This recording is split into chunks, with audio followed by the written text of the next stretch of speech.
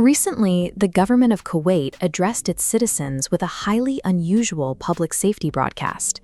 They laid out specific physical protocols for surviving radiation leaks crossing their borders.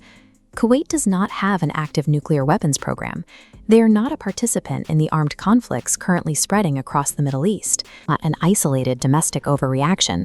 The World Health Organization confirmed they are actively modeling worst-case nuclear scenarios for the region, noting that when wars are ongoing, every contingency must be evaluated. Medical planners are tracking the rapidly deteriorating deterrence architecture between the United States, Israel, and Iran. The alert is a direct, data-driven response to the breakdown of that specific geopolitical triangle. The actual probability of a regional nuclear event is reflected in the specific biological preparations currently being stockpiled by these bystander states.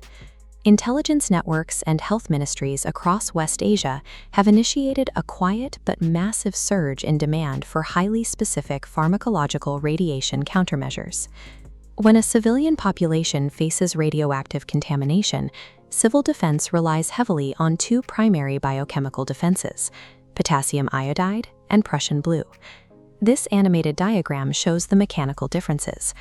On the left, potassium iodide saturates the thyroid gland to block radioactive iodine. On the right, Prussian blue operates differently, targeting the gastrointestinal tract. Notice how it remains entirely confined within the human digestive system, never entering the bloodstream. The drug acts as a specialized ion exchange sponge. It physically traps heavy radioactive isotopes like cesium-135 and thallium before the intestinal walls absorb them.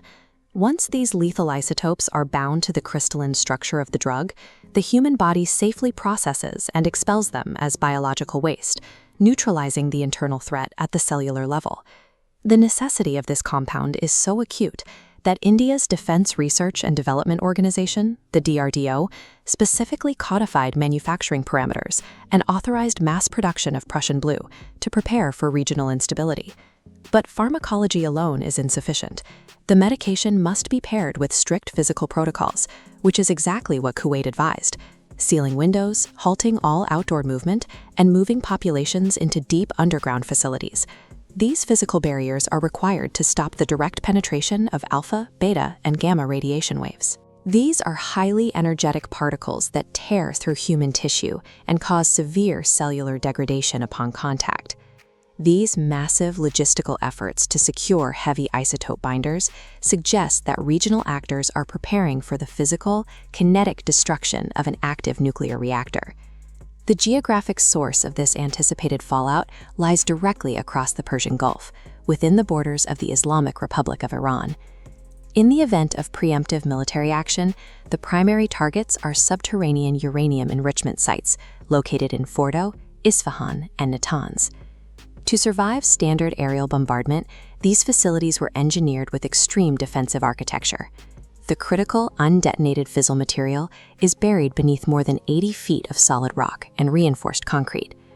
Breaching that depth requires specialized kinetic assets, specifically heavy U.S. stealth bombers, capable of delivering specialized earth-penetrating munitions. When a bunker-buster munition violently impacts highly radioactive material, the sheer kinetic force creates a massive friction and heat event deep underground.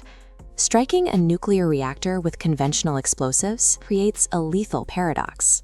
You destroy the weapons program, but the violent destruction manufactures a massive, uncontrolled dirty bomb in the process. This cross-section models a subterranean reactor breach. The explosion vaporizes fissile material, ejecting a heavy radioactive plume straight up. Transitioning to a surface view, prevailing atmospheric wind patterns capture that plume, carrying the toxic isotopes directly west across the water. The fallout trajectory directly threatens the breathable air and shared desalination water supplies of the UAE, Oman, Qatar, and Kuwait.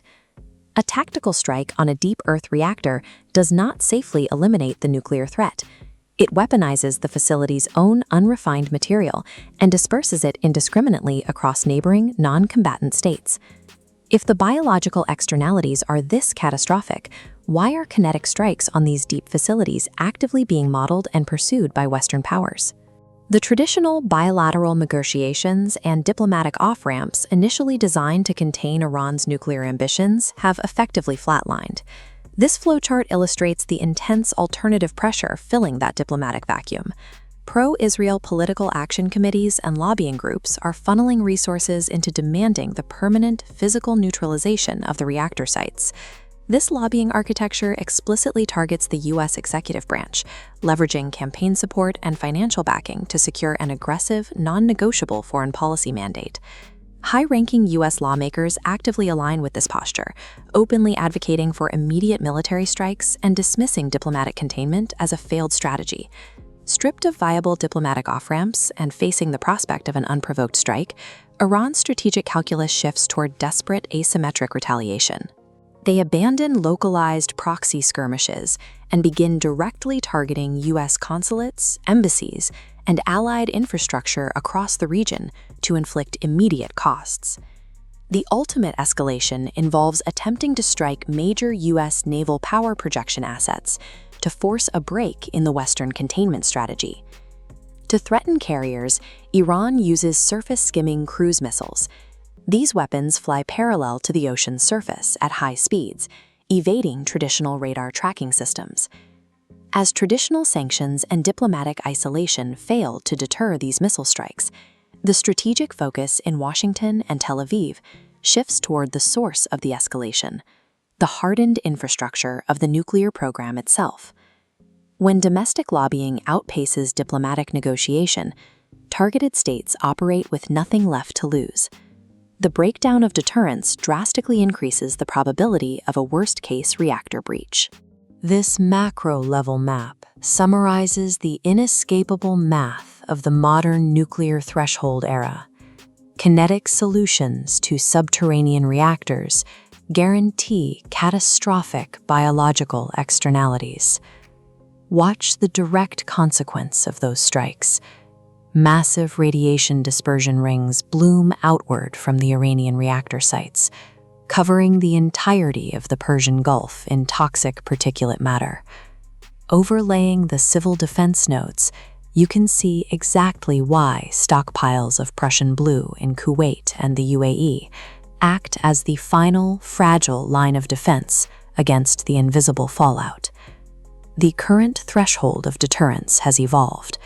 Success is measured not only by preventing the construction of a weapon, but by avoiding the violent mechanical detonation of unrefined fissile material by outside forces.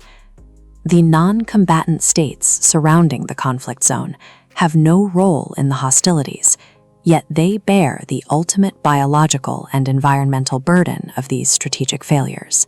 Kuwait's radiation alert is a precise indicator of where this conflict is heading. In asymmetric warfare, neutralizing a weapons program doesn't stop the threat. It converts a political crisis into a regional biological catastrophe.